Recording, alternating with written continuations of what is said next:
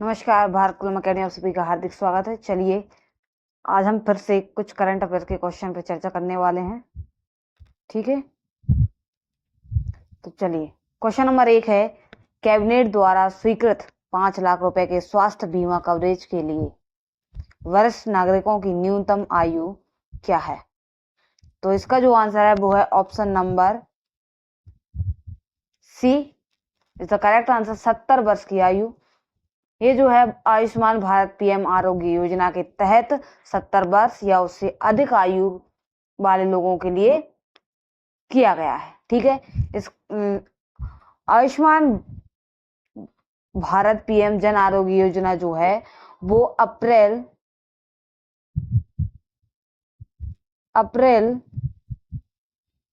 2018 से प्रारंभ हुई थी। कब? अप्रैल 2018 में प्रारंभ की गई थी। ठीक है, चलिए क्वेश्चन नंबर 2 पे बात करते हैं।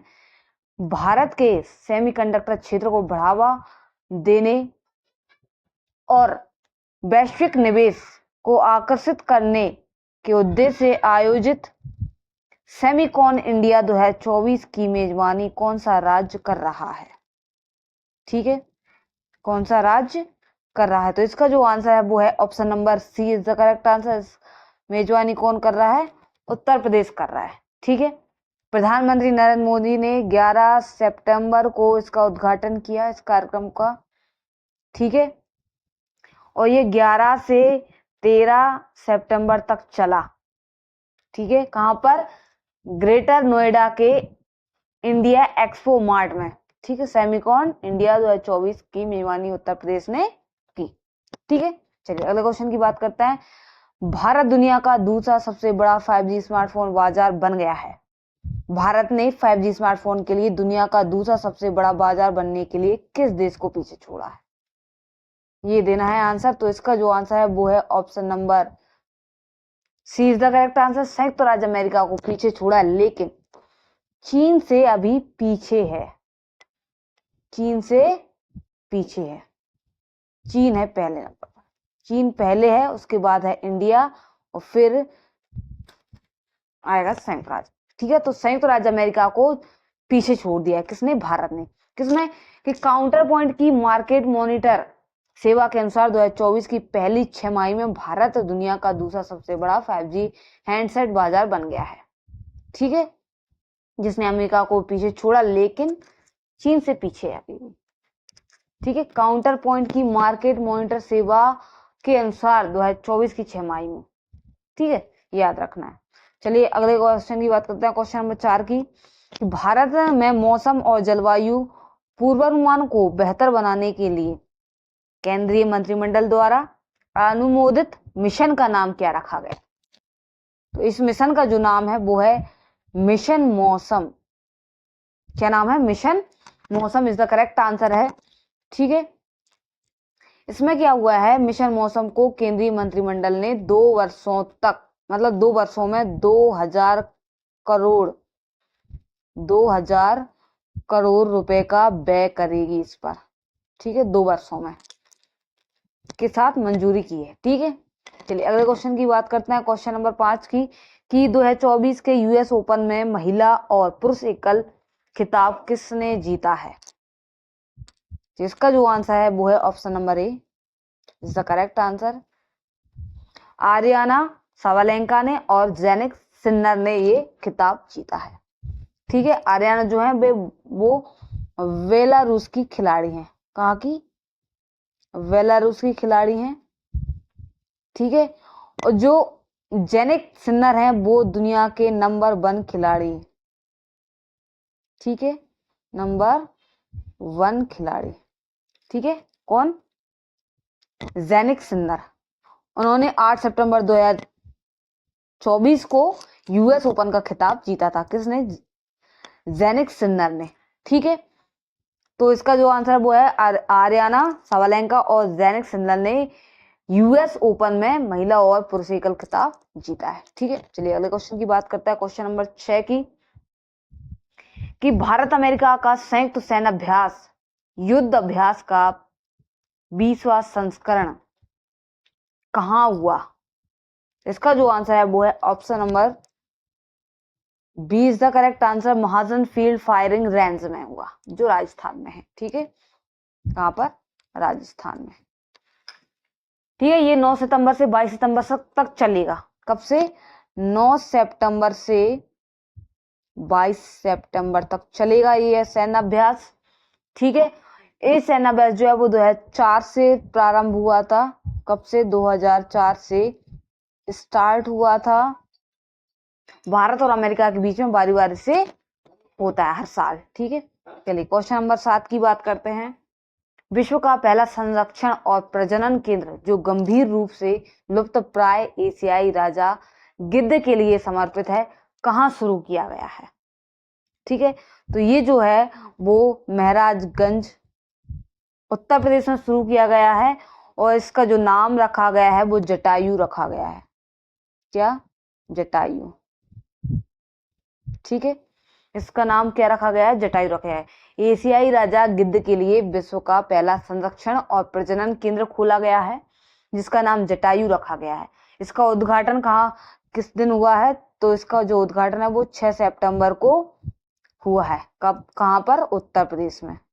6 सितंबर को उत्तर प्रदेश में इसका उद्घाटन किया गया। ठीक है, नाम जटायु याद रखना है। अगले क्वेश्चन की बात करते हैं। ई वाउचर शामिल करने वाले प्रधानमंत्री ई ड्राइव योजना का पूरा नाम क्या है, जिसका उद्देश्य ईवी खरीद प्रक्रिया को सरल बनाता है? तो इसका जो करेक्ट आंसर है, या इसका ई ड्राइव का पूरा जो नाम है वो है प्रधानमंत्री अभिनव वाहन संवर्धन में इलेक्ट्रिक ड्राइव क्रांति, यानी कि option number B is the correct answer. ठीक है, इस योजना में भी 2 वर्षों में 10,900 करोड़ रुपए व्यय किए जाएंगे। कितने? 10,900 करोड़ रुपए व्यय किए जाएंगे इस योजना में 2 वर्षों के अंतर्गत। ठीक है, चलिए अगले क्वेश्चन की बात करते हैं। भारत किस देश के साथ संयुक्त सैन्य अभ्यास अल नजाह कर रहा है? ठीक है, अल नजाह कर रहा है, तो इसका जो आंसर है वो है ऑप्शन नंबर सी, ओमान में ये सैन्याभ्यास हो रहा है। कब से? 13 सितंबर से। कब से हो रहा है? 13 सितंबर से चलेगा तुम्हारा 26 सितंबर तक ये सैन्याभ्यास चलने वाला है। ये ओमान के सलाला के रवकूट प्रशिक्षण क्षेत्र में हो रहा है। सलाला, कहां पर? सलाला रवकूट प्रशिक्षण केंद्र, वहां पर ये प्रारंभ हो रहा है। ठीक है, ये जो है सैन्याभ्यास 2015 से हर 2 साल में भारत और ओमान के बीच बारी बारी से होता है। ठीक है, बात करें हम 2023 की, तो 2023 में ये राजस्थान के महराज में हुआ था। राजस्थान के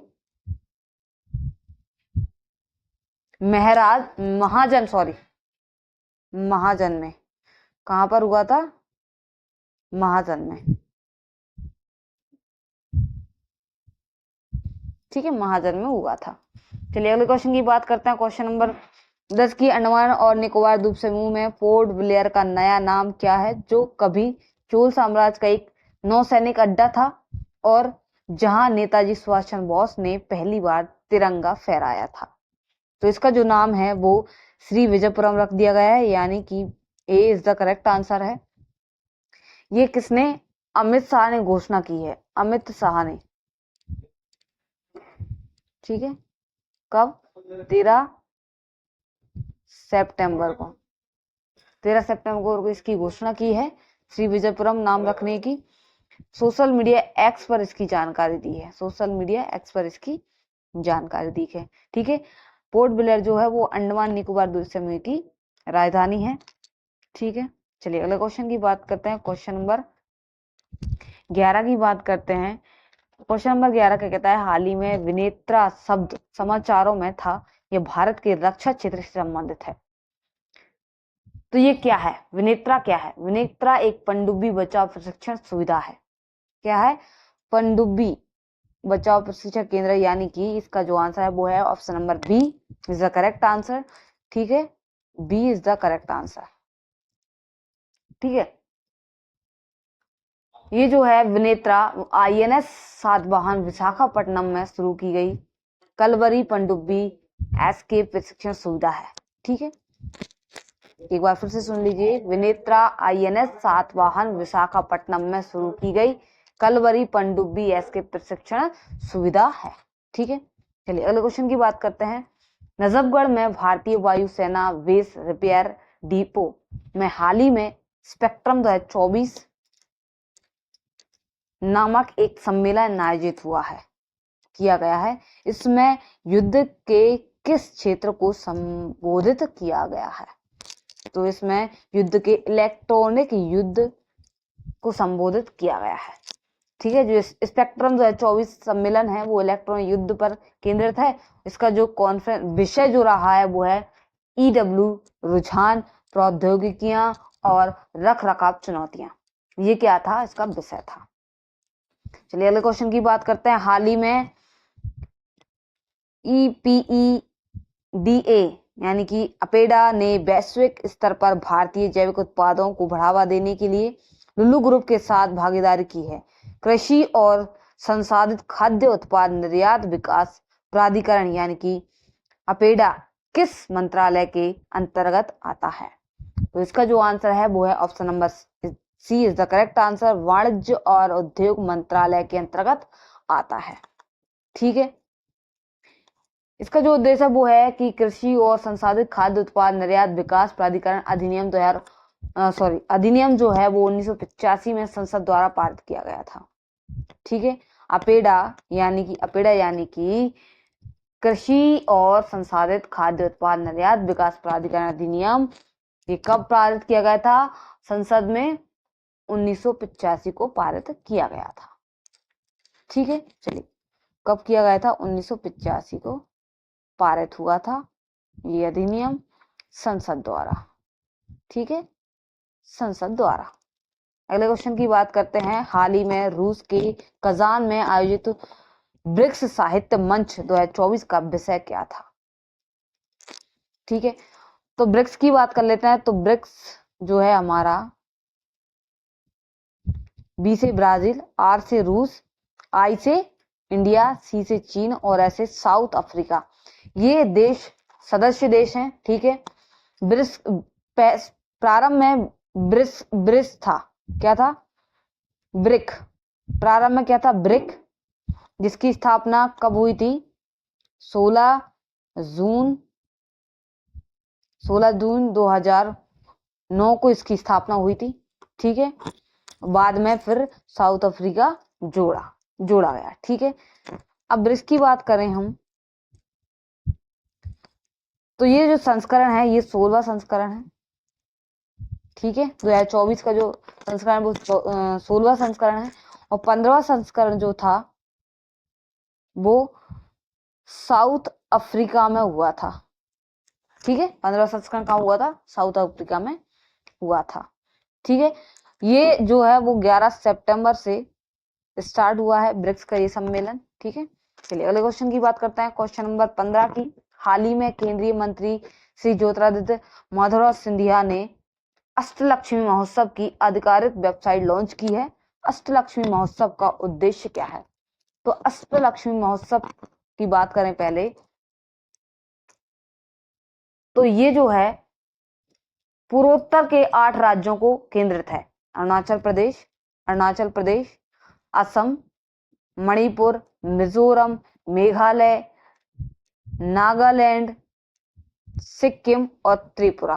ठीक है, ये 8 राज्य हैं। इन 8 राज्यों में ये त्योहार मनाया जाता है और इसी के लिए पूर्वोत्तर के लिए ये वेबसाइट लॉन्च की गई। इसका जो उद्देश्य है वो उद्देश्य है option number A is the correct answer. इसका उद्देश्य है पूर्वोत्तर की समृद्ध सांस्कृतिक और आर्थिक विरासत को बढ़ावा देना।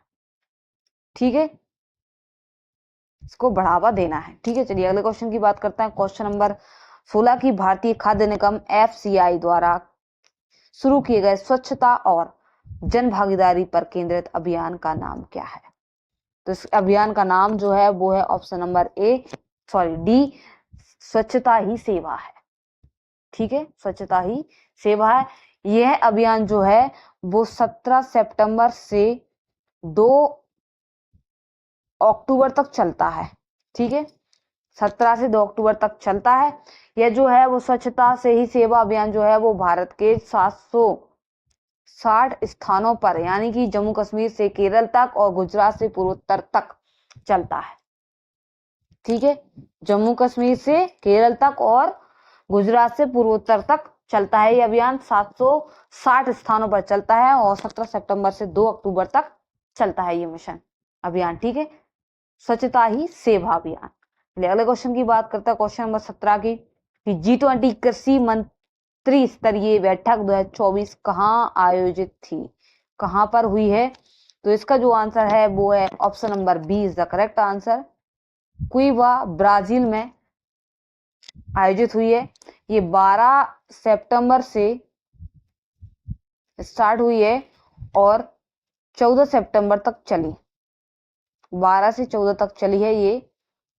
ठीक है, बैठक और क्यूबा के ब्राजील में आयोजित हुई थी। ठीक है, इसकी जो स्थापना हुई थी वो हुई थी 26 सितंबर 1991 को, याद रखना है।